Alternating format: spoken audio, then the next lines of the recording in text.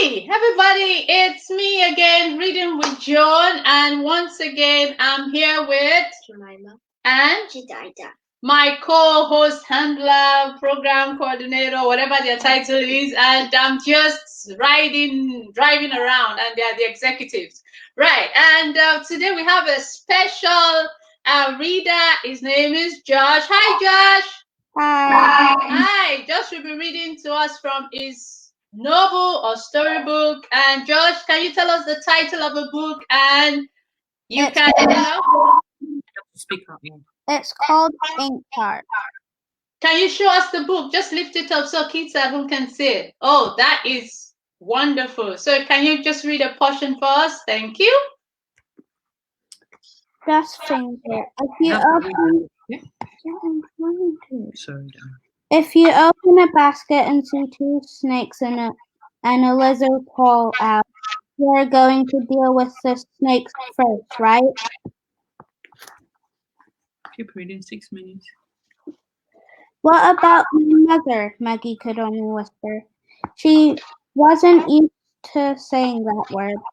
Mo looked at her. I couldn't see her anywhere. You were still kneeling among your books, staring wide-eyed at the strange men, standing there with their heavy boots and their weapons. I was terrified for you, but to my relief, both Bacchus and Capricorn ignored you. That's enough talk, Capricorn said finally, as I became more and more entangled in my own words. Never mind how we arrived in this miserable place. Just send us back at once, please, the cursed magician. The Basha hero, the talkative tongue out of your mouth.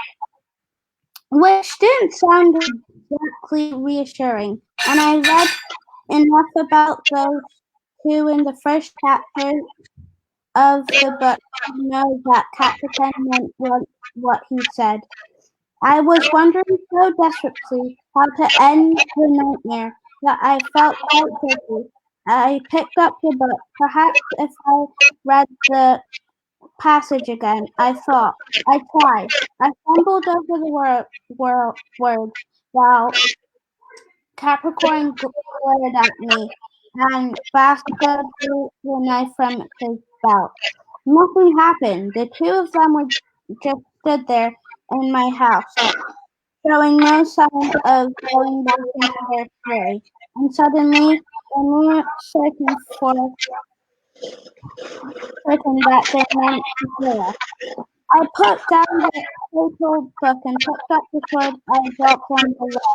Faster tried to get it before me, but I moved faster. I had to over lots of things with both hands. I still remember how cold the heat was. Don't ask me how I did it. I managed to drive faster and Capricorn out into the passage. There were simple breakage because I was brandishing the sword so clumsily. You began to cry, and I wanted to turn round and tell you it was all just a bad dream. But I was fully occupied keeping Fasta's knife away from me with Capricorn's sword. So it happened. I kept thinking. You're in the middle of the story, exactly as you always wanted, and it's horrible. Fear tastes quite different when you're not just reading about it, Maggie, and playing hero wasn't half as much as I'd expected. The two of them would certainly have told me if they hadn't still been rather hard at me. Capricorn cursed me, his eyes almost bursting out of her head with fury. Up her Vasa swore and threatened giving me a nasty cut on my upper arm. But then suddenly the front door was thrown open and they both disappeared into the night, still reeling like drunk, but his hands were trembling so much I could scarcely manage to bolt the door. I leaned against it and listened for sounds outside, but all I heard was my own racing heart. When I heard you crying in the living room and remembered that there had been a third man, I staggered back and still holding the kid, and there Dustfinger in the middle of the room. He had no weapon, just the Martian sitting on his shoulders. He flinched, face white as a sheet. When I came towards him, I must have been a terrible sight with the blood running down my arm, and I was shaking all over. Whether from fear or anger, I could have said, "Please," he kept whispering, "don't kill me. I'm nothing to do with those two. I'm only a juggler, just a harmless fire eater. I can show you." And I said, "Yes, yes, all right. I know who you are. You're Dustfinger. I even know your name." You see, at what he towered in awe before me. A magician, he thought. He seemed to know all about him, and who had plucked him out of his world as easily as picking an apple of tree. The Martin scampered along his arm, jumped down on the carpet, and ran towards you. You stopped crying and put out your hand. "Careful, he bites," said Dustfinger, shooing him away from me. I took no notice. I suddenly realized how quiet the room was. That was all. How quiet and how empty. I saw the book lying open on the carpet where I had dropped it, and I saw the cushion where your mother had been sitting, and she wasn't there. Where was she? I called her name again and again. I ran from room to room, but she was gone. Eleanor was sitting all upright, staring at him in horror. "For heaven's sake, Mortimer, what are you saying?" she cried. "You told me she ran away on some stupid adventure holiday and never came back." Mo leaned his head against the wall. "I had to think up something, Eleanor," he said. "I mean, I could hardly tell the truth, could I?" Maggie stroked his arm where his shirt hid the long-tailed scar. He, you always told me you kept on climbing through a broken window. Yes, I know, the truth would have sounded crazy, don't you think?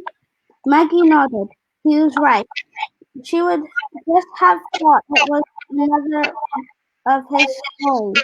"So she never came back," she whispered, although she knew the answer already. Okay, Josh, fantastic reading. We loved your reading today. I love the way you were eloquent with your words, and I hope that you will come back next week, Saturday, to continue your story.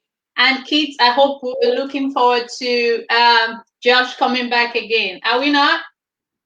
Wow, I like your face mask in the house, don't you think? Meanwhile, so today we're going to continue with the session of reading as you kids join us in our discussion this afternoon. Jed is going to give us a little bit of music interlude, right, Jed? Yeah, come on.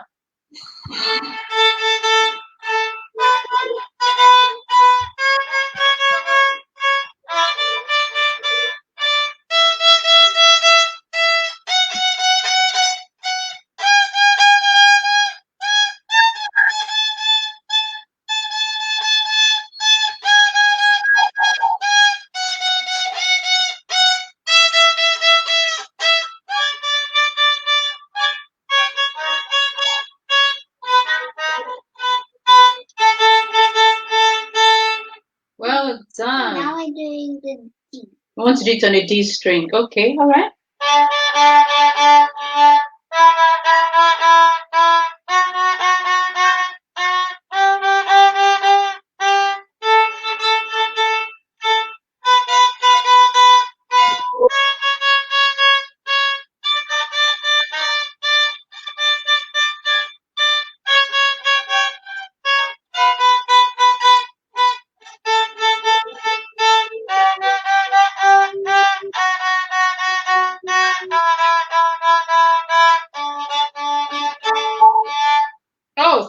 you. That's brilliant. Okay, like we were saying before, today we are going to have like a summary session discussion about what we've learned this week from Hurricane Betsey and Sam Geek, so that we'll not just be reading and reading without actually digesting some information. And I think we'll continue to do it like this. So Saturday will be like a revision time where we go through everything we've read. I think that's a good idea. So today, at about 7:30 a.m., I heard one of my children scream, "Leave me alone! Leave me alone!" And I jumped out of sleep with my head aching me and pounding. And I went close to their door, and the two of them were having a fit. So I tried to stop them, and I didn't go into their room. I just told them, take control of each other and deal with yourself. And I went back to bed. So later on, a little later on, they came back to come and have some prayer time in the morning with me. And the argument started again. And they went on and on and on. And this time I felt, no, it's time for me to step in. And what did I do? Girls, what did I do? Tell them. Talk. Pardon? You made us all talk. I made you have a talk. You need to speak loud so everybody can hear you. I made you have a talk. Jed, how did I make you have a talk? Like, you have to pronounce one of the words. Okay, now what I did was I sent them into their room and I said, get out of my room. Okay, on you go. Get out of my room. I need you to go into your room and then tell each other how you're feeling about what is happening. And then both of you discuss about it. And immediately they got into their room. You did it. You did it. You did it. So I said, no, that's not how to do it. I said, okay, Jamie, tell Jedidah how you feel. And I think she did. And Jedidah was not happy at all. She wasn't having it. And Jedidah told Jamie how she felt. And Jamie was not having it. And both of them went on and on. So I started stopping it. And I said, look, you don't speak to her like that. Let her express herself, Jamie. You need to let her express her opinion because she's as human as you are, and she needs to express her opinion as you are. So when they came back to my room after the resolution, the so-called resolution, that was when I had a discussion with them. Jamie, another discussion. So Jamie, tell them, what did we talk about conflict resolution today? Complete resolution and negotiation. Conflict resolution and negotiation. Those were the two big words I used for them today. Conflict resolution was like adult. Yeah. And the other one, negotiation, was business. So conflict resolution is used in situation where there's a conflict, and let's assume two countries, the UK and France, is having a conflict. Then they will send a conflict resolution team to the two countries and say, this is what we said in the UK, this is what we said in France, we need to sit down and settle it. So I brought out conflict resolution from political science, whatever politics, and then I also brought out negotiation from the business world, that when you want something from the other party, you need to negotiate the terms. You need to be able to ask properly in such a way that the other person will give it back to you in the way you want it, in the way you deserve it, and not shove you about and treat you lower than you should be treated. And I think we talked about win-win, did we? No one wins. Not really win-win. No one wins. So in conflict resolution and in negotiation, no one really wins most of the time. And sometimes in negotiation, one party might win, but in conflict resolution, you go with peace of mind that nobody really is the winner. And in relationships at home, kids, we were reading about Hurricane Betsey, and we saw how they were always fighting. Desmond, Sheridan, and Betsey were always fighting. And then I think Betsey had a quarrel with May this week, right? And what did the parents say? They gave them an insult context. I want to do that. You want to do insult context? No. What we did today is better than an insult context. So, Jed, from today, what did you learn about talking to your sister, and how did that make you feel? It made me feel a bit better. Made you feel better. Did it make you feel as if Jamie heard you? Yeah. And Jamie didn't make you feel as if she's right and you are wrong? Okay, Jamie, so how did that make you feel today? Well, I felt better because I could express my feelings a bit more. You could express your feelings to good. Do that, you like have like a wall, Mhm. and no one really knows what you actually feel. So then you feel like you're ignored, even though you aren't. You just haven't. Okay, so today both of them said, I felt heard. I felt I was not ignored, even though none of them won the battle. I made it categorically clear to them.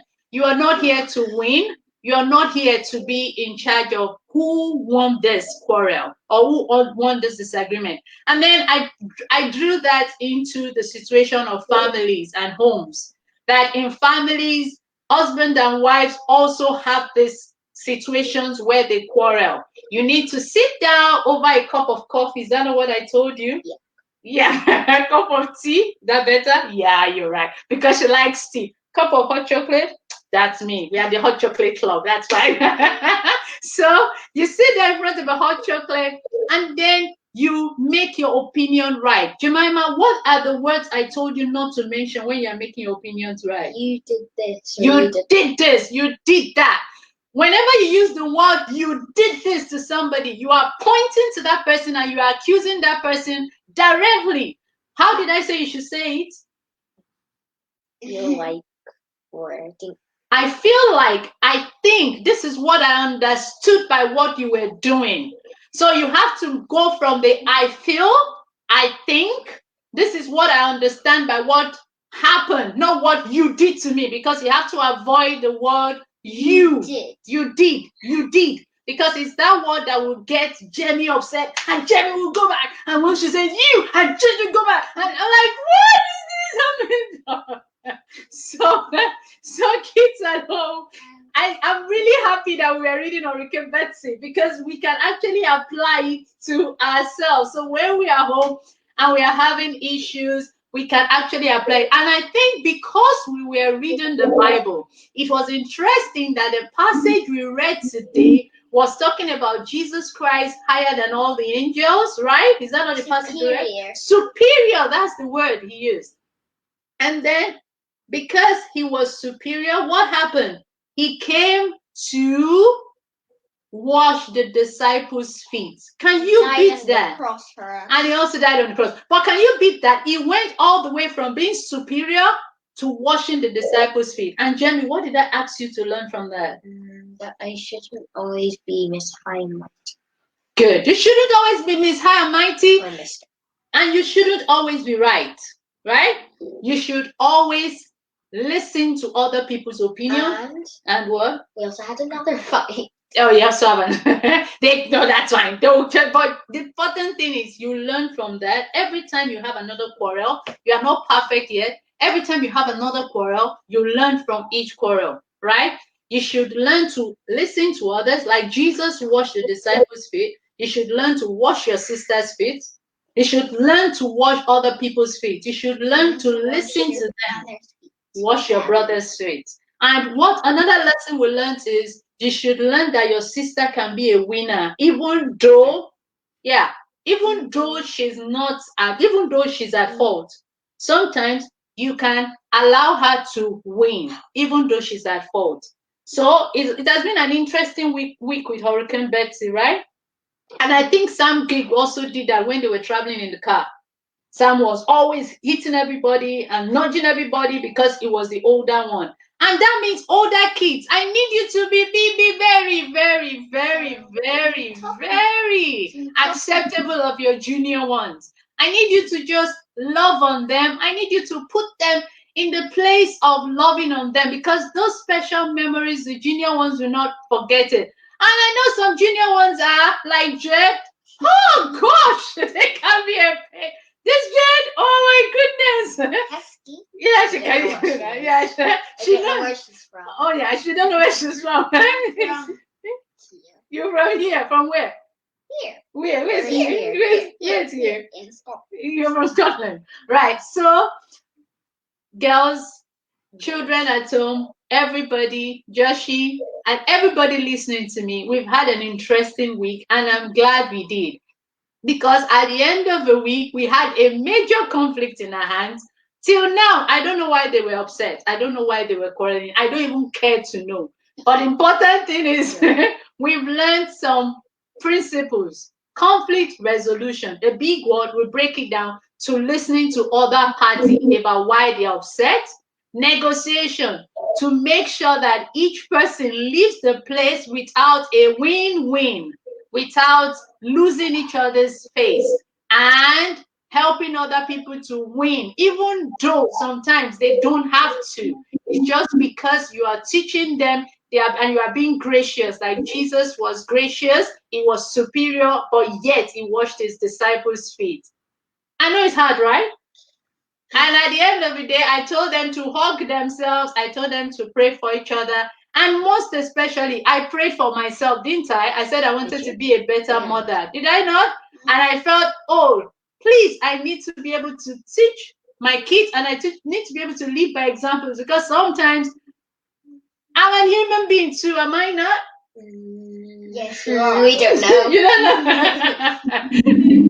You should know anyway. I'm a human being, and I just like reading because I like reading with Joan. And so, kids, we'll see you next time on Monday on Reading with Joan. Thank you, Josh, for coming, and we'll see you next time. Okay, bye, kids. Bye. Bye. See you.